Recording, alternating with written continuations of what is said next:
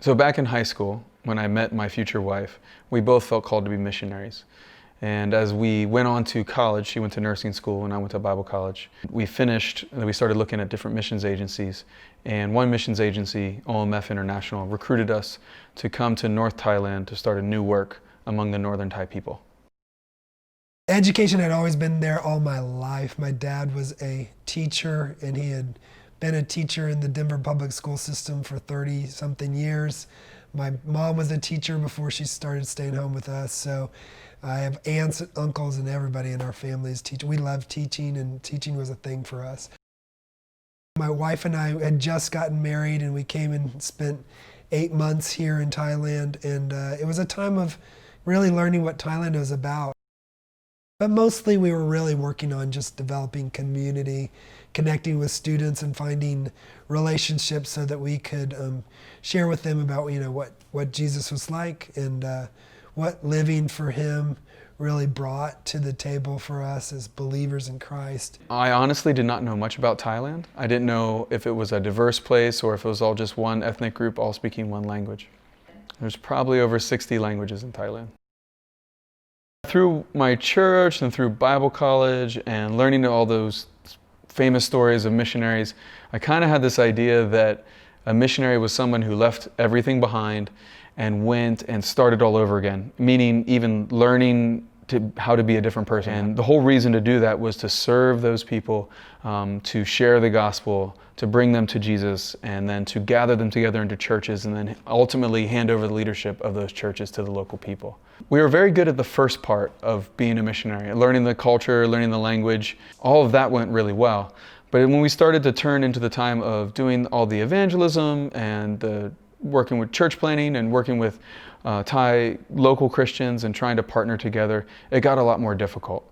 I found myself having a harder time because I just found it very difficult to go out and start conversations with people or start relationships or start new works. Because it wasn't very natural for me, even after having all the language and culture. And there just seemed to be such a big gap between strangers to I actually want to talk about something really deep and really important. As I continued to try to be this ideal missionary that I had pictured, and I continued to struggle with it and wrestle and even fail, it really got me pretty down, pretty depressed. And I remember my senior missionary talking to me and saying, why don't we just pause what we're doing, just take a little break and just trying to reassess and figure out what is it that God's really asking you to do. There was this moment when I was working as a university teacher here in this local area of Chiang Rai, and at the same time there was this homeschool co-op that a mentor and friend of mine had called me up and said, hey, we need a leader for this school in Thailand. It needs to become an international school. And he knew I had some of the background in education that would make that possible. It sounded exciting to me, but there's this, if I go and do that, am I selling out on this missionary call that I have? Am I selling out on being an evangelist? I even created a list. Here's my list, Lord, of the things that would have to happen for me to do that. And the Lord being gracious and kind, I see now, he kind of checked off all of those boxes on the list. And I could see for a lot of different circumstances that the Lord was wanting me to come and lead this international school.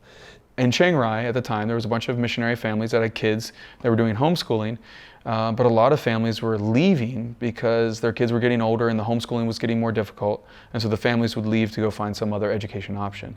But there were a few families that were determined to stay and to continue their ministries, and to be able to do that, they had to start a homeschool co-op to help each other out with their kids' education.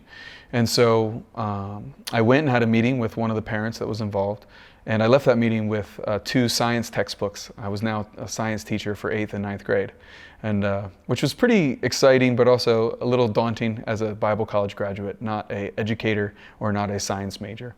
Now, even as I moved into that, and even as I knew that it was God that was leading that, early on, there was definitely questions in my heart of like, what am I doing here? Is this, I'm leading this school, but Is this really going to the nations? Is this really sharing Christ with the people who need to hear it the most? My wife and I talk a lot about, in our work here in Thailand, what would have most impact? Because I'm getting old enough, I'm 48 now, and I'm getting old enough that you're kind of asking some of those questions of what would have most impact. And I realized somewhere while I was contemplating that first year and those few years that what God could do with me as a teacher in the classroom would be the most impact, because I had skills where I could be with students for hours of the day and impact their life and give them tools that they needed, and in that process have an opportunity to connect with them relationally and to connect with them in such a way that they could see how beautiful Christ is and that he is a great person to follow with all of their heart. I found as I was teaching, and because I enjoyed it so much, it was having an impact for the students as well. And they were learning a lot, they were growing a lot, and just saw that there was a ministry going on in teaching at the school. And then the next thing that happened that really started to really help us see that there's something very different going on than what I originally thought as a missionary was that the school asked me to be in charge of their admissions. Anytime a new student was coming to the school and wanted to be a part of the co-op, that I would take care of them, help them fill out all the forms and do all the processing. At the same time, the school was about to go from a co-op to an official international school. And that was rather significant in Thailand because at the time homeschooling was not really accepted, especially for Thai students. But if we became an international school, it would be more accepted by the Thai government. And so as we made that transition, all of a sudden, all these Thai families started to come to the school asking to join this very obviously Christian international school. And who did they come to see? But they came to see me.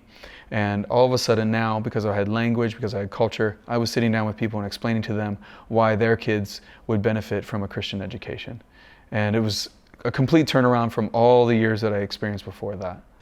What we do in our school here and what I realized we were able to do with 8 hours a day with students as a teacher in a classroom who's really connecting over curriculum and over poetry and literature and writing is we could connect with them in such a deep way that it was a natural thing to share the goodness of Christ through words and through unsaid words all at the same time.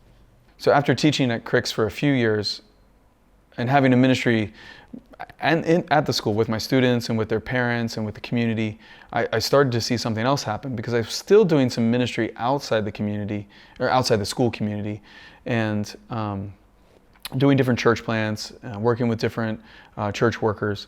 But now I was introducing myself to these Buddhist communities as a teacher from the international school. And I wasn't expecting it, but I got a total different reception than I did when I was introducing myself as a missionary or a teacher of religion.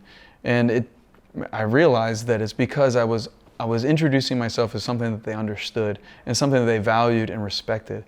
And so people are now inviting me to come into the communities and offer different things, be a part of different conversations in ways that ultimately helped our church planting efforts that were going on as well. And so now not only was I changed my ministry to be a teacher more than a church planter, but I was actually helping church planting more by being a teacher. And so the irony of all of that was just phenomenal. And God was just showing me that if I would just do what he always meant me to do, that ultimately his kingdom would be built. So one of the questions that you might ask as a student sitting in a classroom is, why should this matter to me? Why should I consider missions and education and putting those things together? And I'm not even talking about going across the world. I'm talking about just going down the street once you get a job down in the classroom down the street. The first church was one of the first, the first church were the first people to really embrace education for the common people. Before the church came along, education was always for the nobility. It was always for the people who had the money. But the Christians came along and they started recognizing two things. One, hey, we got this Bible, and these teaching, and we want our people to be able to read it, which was important for them to learn how to read for that. But not just that, but also education and learning really practically improved their lives.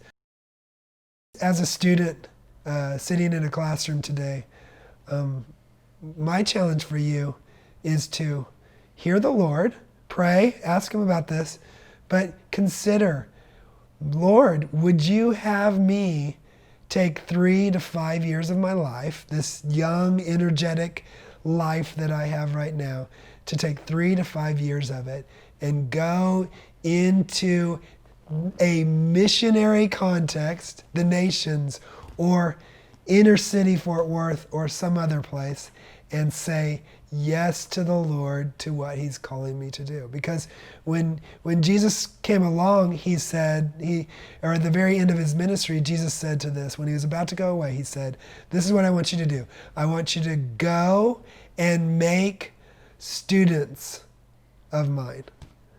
And I say that very specifically. Some people might say disciples there. Yeah, that's disciples. That's what a disciple is. It's a student. Go and make students of mine. So Jesus is calling you. Are you going to say, God, yeah, I'll do it. I'll take 3 to 5 years of my life, and I'm going to go and make students for you. I'm going to be a teacher wherever you call me to be. I'm going to be your teacher, Jesus. I think one of the things that brings me the most joy is when Thai parents are able to come to me and explain the situations that they've come from. And by that I mean their search for good education for their kids and how they came and they found it here at Cricks and the opportunities that it makes for their kids. Another thing that they say that I've always enjoyed is they say, Ben tua kong tua eng. And what that means in Thai is that our students are learning to be their own person, or they're learning to be themselves. And in Thai, that carries the extra weight of you're able to be yourself without fear, without burden, without weights or obligations. And so when I hear that, it seems like they're catching a glimpse of my student is starting to understand who God created them to be. And they're not finding that anywhere else. And so when I hear that, that brings joy to my heart. After all those years of trying to bring the gospel and to share and make an impact and not feeling that was making any grounds, and then to be able to hear that now that it's happening to my students, it's a huge joy to me. Yeah, so in general, anybody that's interested in serving anywhere, really, the first thing you have to ask yourself is, what is God asking me to do? And to answer that question, really what you need to find from the Lord is, who did He make you to be? And with what skills, what passions, what talents, even things, like I said, I was teaching in middle school, and I didn't realize that was something that God would use many years later. And so the more we know ourselves, the more we're going to be able to serve God.